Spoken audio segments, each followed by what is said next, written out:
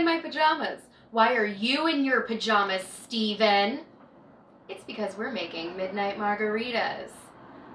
Definitely not Cinco de Mayo margaritas, because that's problematic in a lot of different ways. These are equally delicious, and you can drink them at midnight or literally any other time, though I do recommend wearing your finest pajamas and putting in as much eye of newt as you want. What we're gonna need is tequila or mezcal, I'm not picky, simple syrup, triple sec, if you're wondering what to do with it, it's this. If you don't have it, I'll get over it.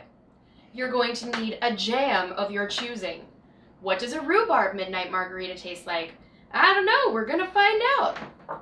You're going to need a plate, a piece of citrus, whatever kind of salt you want. I like tajin or a hot chili salt that we found in the cabinet and don't know its origin. Yum. And of course, a glass to put it in. And super essential, almost as much as tequila or mezcal in a margarita, lime juice. This is part fresh squeezed, part from a bottle because we ran out of limes. I shouldn't have told you that. Okay, what you're gonna do first is pick up your jam. Rhubarb fruit spread also works.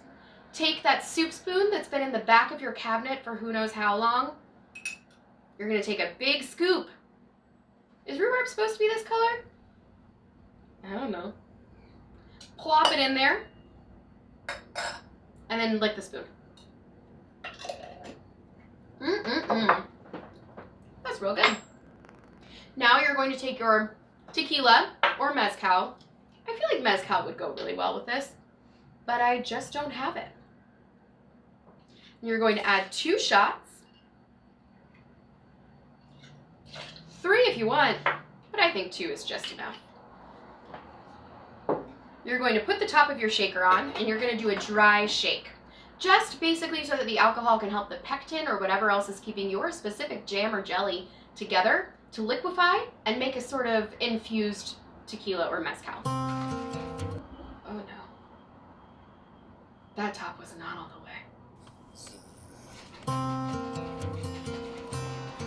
Should take about 30 seconds. So cold.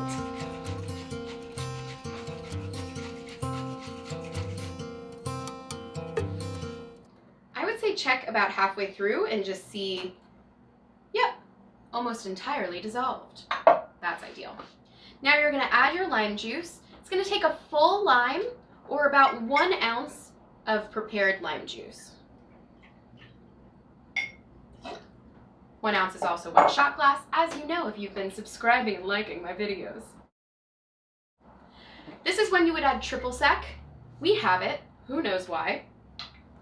And you're going to do a ½ ounce of that as well. And if you don't have it, don't worry about it. If you like a really sweet margarita, this next part is for you. You can add some simple syrup.